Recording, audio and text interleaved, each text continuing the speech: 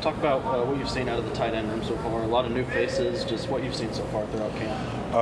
I think we've taken a really, really big step physically. I feel like we've been physically dominant all of camp and just really taking the step into becoming really a physical room. Obviously, we got guys that can make plays down the field and just good hands. So I feel like we've really just tried to stack days and become as complete of a room as we can. Do y'all feel kind of unique as a program that you have 4 tight ends that could potentially be I mean, it seems like if most programs have one good tight end, it's a good thing, and just the kind of spoils of riches y'all have. Yeah, we got a really good room. We definitely do, and we got guys that can do everything and that can do the details really well too. So I definitely think us as a room and the team we're spoiled in the way that we have a really good room. It seems like you and Marcel kind of clicked right away last year. What is it about y'all's chemistry you think is working so well? I just think, it all you create connections just not on the field, off the field too. And me and Marcel are really good friends just off the field, and I think that adds to it when you have that trust in the other guy that he's gonna be there for you, not just on the field but off the field as well.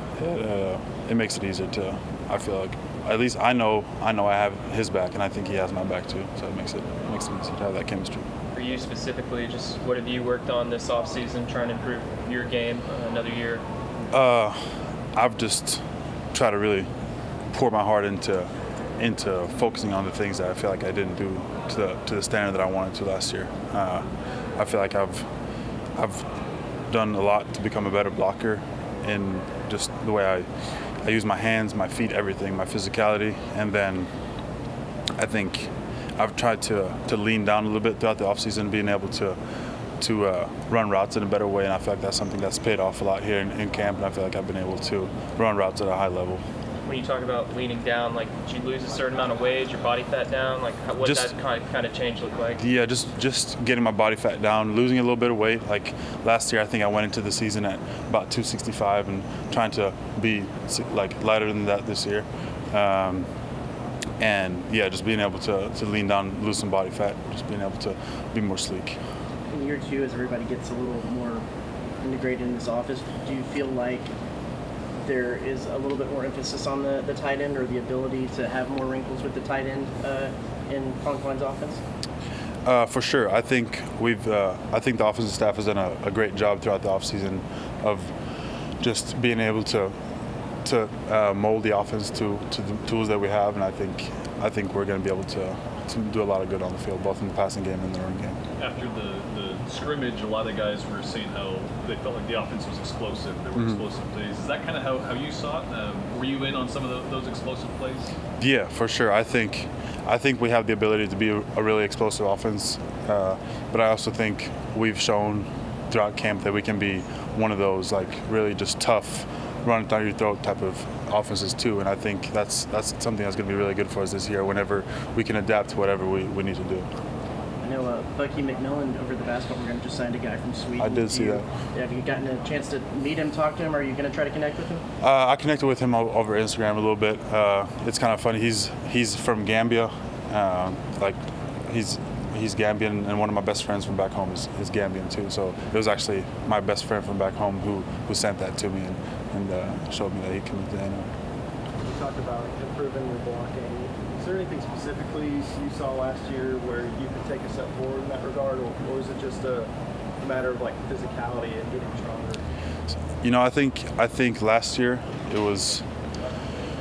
I really I had the willingness to block, which was something that I kind of struggled with when I first got here, just because playing receiver a lot in high school, blocking wasn't really my forte at the time. But I would say that my willingness was there, but maybe my technique wasn't in a lot of areas, and I think that's just something that I put a lot of effort into this offseason, into making it just fine-tuning my technique and just being able to put myself in situations to be successful in the blocking game, no matter what we're running. You got to talk to Nate pretty recently. Just how do you guys maybe complement each other and just the different skill sets y'all have? I think we complement each other in a really good way, and I think we have a lot of fun on the field too. I think both of us are guys that can do a lot of stuff. No matter what you ask of us, we can do it, and I think we're going to be able to complement each other really well here in the fall. How about Amari Niblack? Just what kind of role do you envision him playing, and just kind of the strengths that he has? He's a great player, really good, really athletic. He'll really get up there and make some great catches. But I think people only think about the receiving part of his game, and he's a really good guy to have on the perimeter blocking, and he can do it in the box too. But I think perimeter blocking he's really good at. Who has the best hands among the tight ends? I don't know. That's a touchy subject. That's something everybody wants to have. But I will say my guy Carter Braw, he's been making some real catches here in fall camp, and he's always making one-handed catches here and there. So you might have to look up Carter Braw and do some research on him. What role have you yourself played? Like, you're kind of the veteran guy on the team, been here the longest on the team, but like, what role have you played? I think I've just tried to become more of a vocal leader as much as I can. I'm just trying to also be a guy that's leading by example.